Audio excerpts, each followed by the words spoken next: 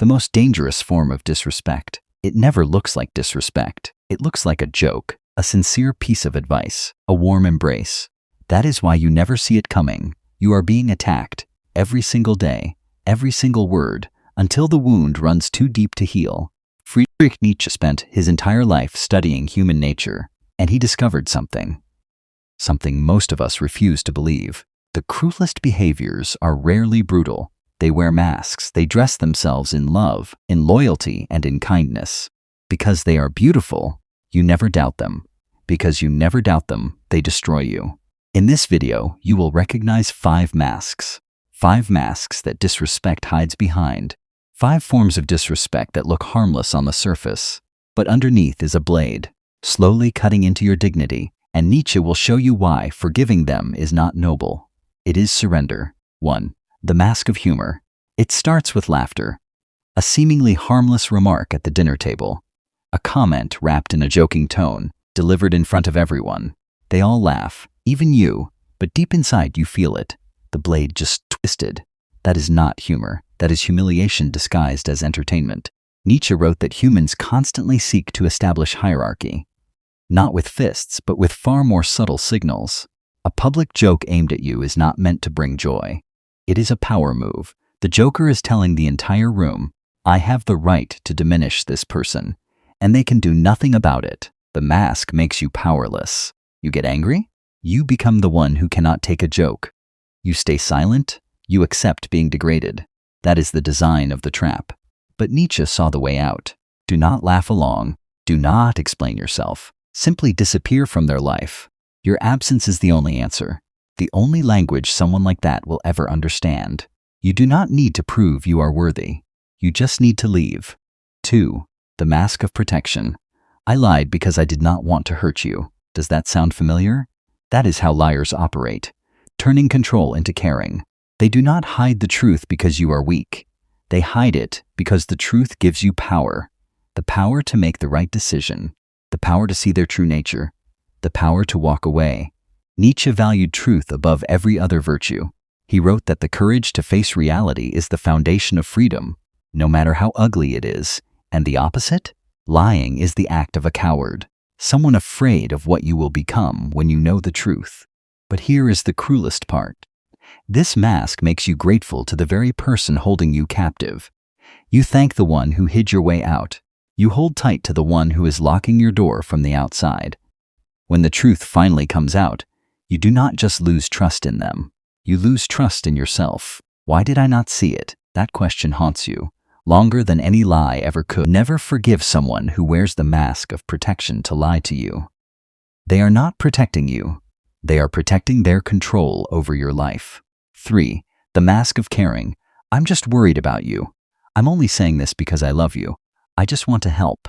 Behind these warm words hides the most subtle form of violence known to man, twisting how someone sees what is real. They do not deny what they did. They deny how you feel about it. You're too sensitive. You overthink everything. It's not a big deal. Think about this for a moment. There is a story about a frog placed in warm water. The water heats up little by little. The frog never jumps out. Why? Because each shift is too small to notice. By the time the water boils, it is too late. That is exactly how the mask of caring works. Every you're too sensitive is another degree of heat. Small, almost harmless, until you completely lose the ability to trust yourself. Nietzsche called this the most sophisticated form of enslavement. No chains are needed, no violence, just making you doubt your own eyes. Whoever controls how you see reality controls you. The mask of caring turns this into the perfect weapon. You cannot fight back against someone who is loathing you. You wonder if you are being ungrateful, if you are overreacting, and slowly, you believe their words more than your own. That is not caring. That is a hostile takeover of your mind. Every time you forgive it, you surrender another piece of your reality. A piece that only you should get to define. Nietzsche said, "Become who you are." But how can you become yourself when you no longer trust what you feel? 4. The mask of intimacy. Some people walk into your life with a smile, with empathy, with promises of loyalty. You let them in. You share your fears, your dreams, and the cracks you hide from the rest of the world. You tell them about childhood wounds, secret fears, failures you never dared say out loud. And in that moment, you feel understood, connected, safe. But here's the truth. Some people do not listen to understand you. They listen to collect. They patiently gather every broken piece you hand them, file it neatly into their arsenal, and wait for the right moment. Then one day, the tables turn. They sell you out. For a promotion, to impress someone more powerful, or in an argument, they fire point blank. Words you once said through tears, straight into your face, in front of others, or behind your back. What you shared in trust becomes ammunition against you. Nietzsche was not surprised by betrayal. He was surprised that humans keep being surprised. He wrote that the loyalty of the masses is the cheapest currency. It only lasts until the price of betrayal becomes attractive enough. Nietzsche called this the most brutal form of warfare, a war fought with weapons the victim handed to the enemy. Vulnerability without wisdom does not create connection. It creates ammunition. When someone turns your openness into a weapon, they do not just break trust.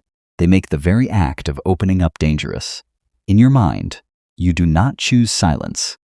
You are trained into silence, and a person taught that honesty is dangerous will spend a lifetime inside a fortress of loneliness.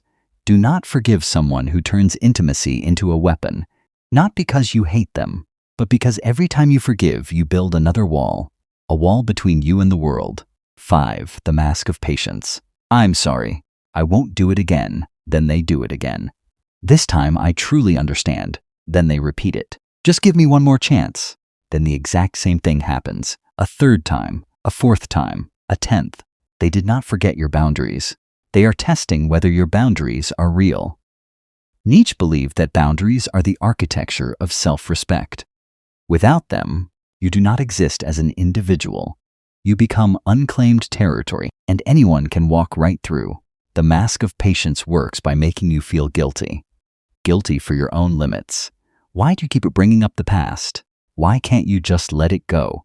You're too rigid. And slowly you begin to believe the problem is not their behavior. It is your standards. That is the moment you lose. Not when they cross the line, but when you apologize for having one. Every time you forgive the repetition, you are not being patient. You are teaching someone something.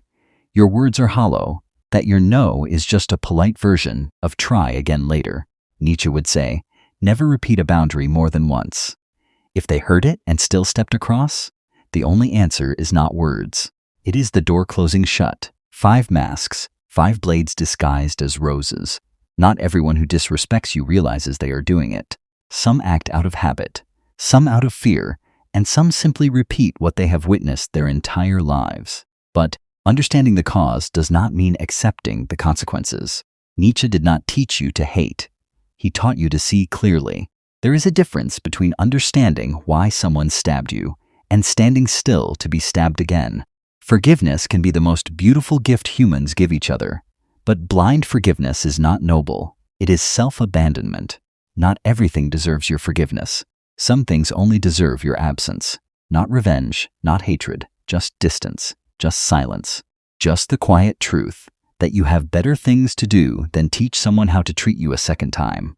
If you want to learn more about human psychology and the philosophy of Friedrich Nietzsche, subscribe to Psychoul.